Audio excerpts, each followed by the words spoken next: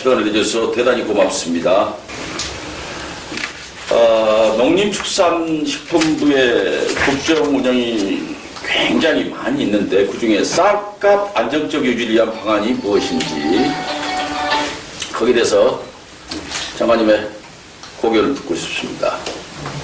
쌀값 안정이 저희들로서는 가장 중요한 농림부의 현안이라고 생각을 하고요. 또 실제로 정책 역량의 거의 반 이상을 쌀값 안정과 쌀 산업 정책, 투입을 하고 있습니다. 우선 쌀값 안정을 시키려면 공급량을 조절하는 게 가장 긴요한 과제라고 생각을 해요. 공급, 쌀 공급. 그래서 생산량 조정제를 지금 금년 시행을 하고 있고요.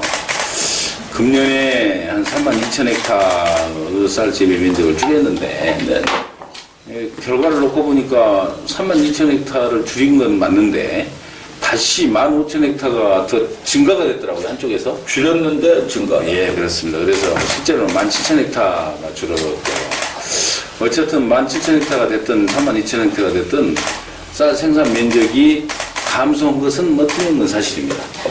그래서 그러한 이제 생산 조정제 효과에 의해서 금년에 쌀 생산량도 함께 감소를 하고 적정 생산량을 생산했다고 봅니다. 387만 톤. 그래서 적정 생산량 387만 톤 이제 생산이 돼서 쌀값 수준이 어쨌든 수학기 산지 쌀값 기준으로 볼 때는 사상 최고가를 현재 기록을 하고 있어요. 19만 3천 원대 기록을 하고 있어서 높은 쌀값 유지 뭐 그런 면에서는 뭐 상당히 성공적으로 쌀 공급 감소 대책이 효과를 보고 있다고 생각을 하고요. 그것과 더불어서 쌀 소비 촉진 대책도 함께 병행해서 추진을 하고 있는 중입니다. 대표적으로 이제 아침밥 먹기 운동을 이제 학교를 통해서 지금 쌀 소비하기 위한 하고 있고요. 쌀 소비와 관련해서 보면 가장 큰 영향을 미치는 게 간편식입니다. 간편. 그래서 뭐 잘 아시는 햇밥, 또 쌀라면 뭐 이런 것들이 쌀을 소비하는데. 네, 그렇습니다. 그리고 또 뭐 컵밥이라고 합니까? 컵 안에 들어서 노량진 컵밥이 그러한 간편식이 한 3년 전부터 집중적으로 보급되기 시작하면서 거의 매년 1kg 가까이 줄어들었던 국민 1인당 연간 소비량이 뭐 거의 정체 상태로 지금 바뀌었습니다. 그래서 쌀 소비량이 늘어나는 아니 늘어나지는 않죠. 늘어나지 않고 줄어드는데 계속 그게 매년 한 1kg씩 줄었거든요. 그랬는데 그게 정체 상태로 지금 2016년부터 쌀 소비가 되고 있다는 의미죠? 예, 그렇죠. 2006년에 62.9kg였어요. 연간 소비량이 1인당. 그런데 2017년에 62.8kg로 줄었습니다. 그러니까 8kg, 0.1kg밖에 안 준 거죠. 그러니까 1kg씩 줄어들던 게 0.1kg 줄어든 걸로 변화하는 거죠. 그것은 이 가장 큰 영향을 미친 게 이제 아까 간편식의 보편화, 또 컵밥을 비롯한 이 간편식 보편화가 쌀 소비를 늘리는데 굉장히 큰 영향을 미치는 것으로 저희들은 그렇게 지금 판단하고 있고요. 거기에 덧붙여서 이제 정부가 아침밥 먹기 간편식 확대와 더불어서 지금 추진하고 있는 게 가공용, 또 주정용, 사료용 쌀을 확대를 합니다. 그래요? 가공용, 주정용. 예, 가공용. 그래서 주정용은 술을 빚는다는. 그렇죠. 가공용, 주정용 쌀을 지금 계속 확대해 나가고 있고요. 또 4년 보관 기간 4년 이상이 된 소위 그 재고미에 대해서는 과감하게 사료로 그 방출을 하고 있습니다. 그래서 작년과 금년 2년 동안에 한 100만 톤 정도를 거의 뭐 사료용으로 털어냈고요. 그렇게 해서 현재 지금 쌀 재고가 140만 톤 수준으로 줄었습니다. 네. 정부 및 재고가. 근데 이게 240만 톤이 140만 톤으로 준 거예요. 한 2년 동안에. 그렇죠. 보관 비용만 해도 엄청나다고 하더라고요. 보관 비용이 톤당 한 3억 정도 드니까 네. 240만 톤이었을 때는 거의 한 8천억 연간 보관료만. 지금은 한 4천억 정도로 줄었습니다. 반도. 대단한 일이 진행이 됐네요. 엄청난 일이에요. 네네. 4,200억 정도 줄었으니까 연간 4,300억 네. 정도로. 어쨌든 이제 그렇게 해서 재고 감축에 노력을 하고요. 그렇지만 지금 140만 ton도 지금 현재 재고미가 많은 수준입니다. 우리 적정 재고미는 FAO 권고량인데 그게 80만 ton입니다.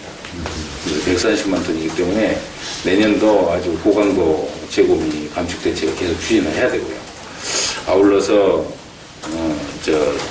쌀 소비 대책을 더 가열차게 내년에도 추진하는 걸로 계획되어 있습니다.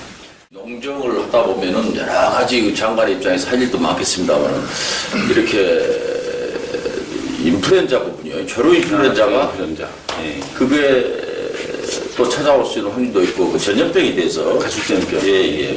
거기에 대해서 장관님의 전염병에 대한 대책이라고 할까? 우선 가축전염병은 뭐 반드시 막아야 합니다. 워낙 그 뭔가에 미치는 피해 범위가 아주 심대하기 때문에 막아야 된다고 생각하고요.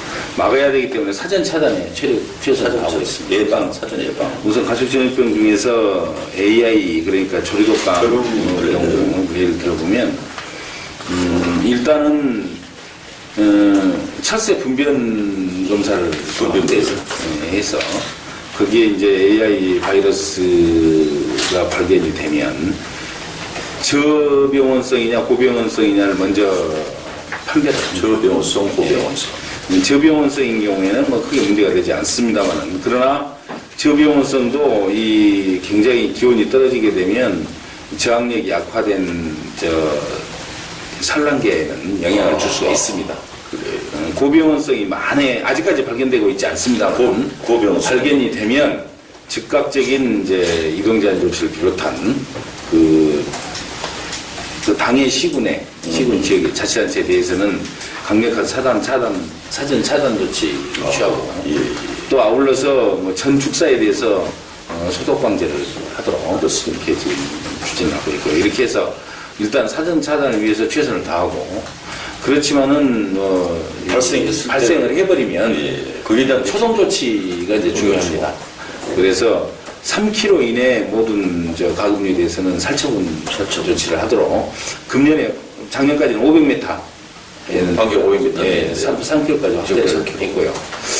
또 신속한 신고가 중요하죠. 그래서 최초 신고자에 대해서는 보상 제도가 있습니다. 이제 전액 살처분 보상금을 지급을 합니다. 근데 두 번째부터는 80%만, 20%는 페널티 적용을 하도록 이렇게 해서 농장주는 그 당해 시군에 발생하면 즉각적인 신고치를 유지를 하면 시가 보상을 하기 때문에 농장주 입장에서는 손해 없이 신고를 하게 되면 그런 체제를 유지를 해서 최초 신고를 해야 되는 거죠. 그러니까 발견되면 즉각적인 신고를 하게 되면 그 신고에 대해서는 잔액 보상을 한다. 이렇게 방침을 정하고 또 지금까지 이제 가장 큰 AI 발병의 확산의 그 원인이 오리라고 그러더라고요. 오리가금류. 오리가금류. 그래서 오리는 이제 발생을 많이 한 지역에 대해서는 휴지기제, 사육 제한 그 시기를 겨울 동절기에는 사육을 않고 그 대신에 이제 조기 출하를 다 유도를 하는 거죠. 그 대신 사육을 안 하는 것에 대한 보상을 휴지기 보상을 합니다. 마리당 716원씩 하고 있습니다. 휴지기 보상할 때 휴지기 보상 마리당 한 마리당 사육을 못할 때는 그렇습니다. 그렇게 해서 이런 강력한 이제 차단과 이 초동대 조치를 취하고 있고요. 구제액에 대해서는 금년에 이제 쭉 그 항체 예방 접종을 해왔기 때문에 항체 현성률을 조사를 해보니까 소의 경우는 94% 되고요. 네. 돼지가 한 75% 정도 됩니다. 74% 정도. 그래서 상당 부분 항체가 지금 잘 형성이 돼 있어서 구제역 바이러스가 침투를 하더라도 뭐 크게 확산될 가능성은 지금 없는 것으로 전문가들이 진단을 하고 있습니다. 그렇습니다. 그래서 혹시 발생을 하면 당해 농장에 한해서 살처분을 하고 주변 농가들은 항체 행설 조사를 하고 안 된 데는 예방접종을 하는 것으로 그렇게 지금 그 방법을 바꿨고요. 금년에 이제 우리가 O형 구제역 바이러스가 O형과 A형이 주로 이제 형성이 돼 있습니다, 현재. 근데 O 플러스 A형이 또 나오더라고요. 새로요. 네, 그래서 O 플러스 A형은 금년 50만 두 예방접종을 합니다. 아, 그렇습니다. 예, 그래서 더 강력한 새로운 타입이네요. 그래서 이런 뉴 타입이 좀 나오고 있어서 그에 대해서 50만 두 지금 예방접종 하는 것으로 계획을 하고 있고요. 요즘 이제 신종전염병으로 중국에 현재 지금 크게 급속히 확산이 되고 있는 아프리카 돼지열병. 나 처음 듣는 얘기입니다만 그게 아프리카 돼지가 돼지에 대해서는 뭐 거의 아주 치사량이 대단히 뭐 모두 치사 뭐 한다 그러니까 아주 큰 치명적인 가축전염병입니다. 새로운 바이러스 아프리카 쪽에서. 예, 아프리카 돼지열병이 현재 지금 중국에 거의 북방 지역을 제외하고는 뭐 모든 성에서 다 발생을 했다고 할 정도로 그래요. 활성이 되고 있어서 그 아프리카 돼지열병이 이제 국내에 만에 하나라도 침투가 된다면, 확산이 된다면 그 피해를 한 1조 원 정도 추산을 하고 있습니다. 그래서 어떠한 일들은지 있어도 막아야 될 상황입니다. 그래서 이제 이것도 국경 차단을 원칙으로 하고 있습니다. 그래서 항만과 공항에 이 탐지견 있죠. 탐지견이 탐지견을 지금 24마리가 있는데 중국에서 들어온 거의 모든 항공편, 특히 발생 지역에서는 항공편에 대해서 승객들 휴대폰 검사를 하고 있습니다. 그럼 거기에 혹시 돼지고기나 돼지고기 가공품까지 들어있으면 뭐 철저하게 조사하고 예외 없이 찾아냅니다. 그 개가 개가 해서 이제 차단을 하고요. 축산인들, 특히 돼지 농장주들은 중국 여행을 좀 자제하도록 권유를 하고 있습니다. 그래서 현재까지 또 그것뿐만이 아니고 또 잔반 있죠, 잔반. 네. 잔반을 먹이는 돼지 농가가 있어요. 네. 그게 한 280명가 정도. 잠깐 저 식당 음식직을 그 음식물 쓰레기. 예. 그래서 그 잔반급이 농가, 축산 농가는 반드시 잔반을 끓여서 먹이도록. 그럼 소독이 되잖아요. 그렇죠. 바이러스가 조금만 열이 가해져도 다 사멸하기 때문에 네. 잔반급이 농가에 대해서는 반드시 끓여서 먹이도록 지도를 하고 있고요. 그게 지켜지도록 하기 위해서 각 그 농장별로 담당관을 배치를 했어요, 한 명씩. 그래서 매일 전화로 확인을 하는 그런 체제를 유지를 하고 있습니다. 한 가지만 더 말씀을 드리면 이제 그 세 가지 정도가 정부가 취하고 있는 주요 정책이고요. 한 가지가 멧돼지. 중국산 멧돼지가 북한을 거쳐가지고 우리한테 넘어올 수가 있습니다. 그렇습니다. 멧돼지도 똑같이 감염이 될 수가 있기 때문에 돼지 종. 네, 멧돼지에 대해서 수시 분변조사를 좀 하는 것으로 그렇게 지금 최선 하여튼 다해서 막기 위해서 노력을 하고 있고요. 뭐 지금까지는 AI 구제역 ASF 그러니까 아프리카 돼지열병 모두 현재 차단을 하고 있습니다. 청와대 국회 출입기자 온라인 오브양을 포함해 우리 인터넷 언론인데 약 80개 업체가 가입된 연대출범 1주년 기념 행사를 했어요.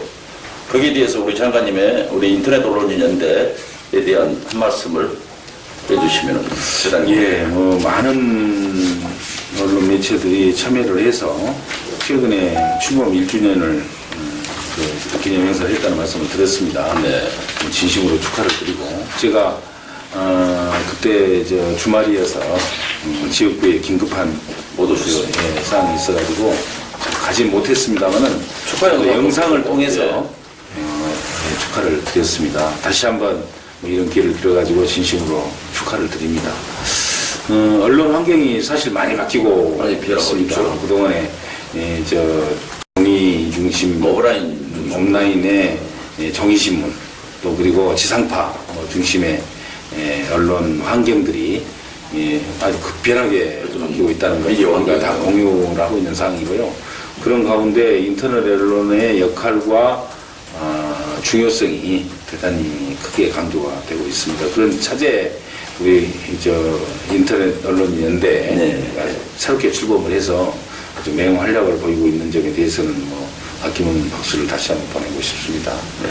이와 함께 앞으로 또 계속해서 더 활발한 활동을 해주실 것으로 믿고 있고요. 네네. 그런 가운데 우리 농촌의 어떤 활성화를 위해서도 인터넷 언론 연대가 하실 일들이 많을 거라고 생각을 합니다. 조금 더 관심을 가져주시고 또 저희들과 함께 해주시면 우리 농촌에 큰 응원이 될 것으로 저는 그렇게 생각을 하면서 또 그런 부탁도 함께 이런 기회를 빌어서 드리도록 하겠습니다.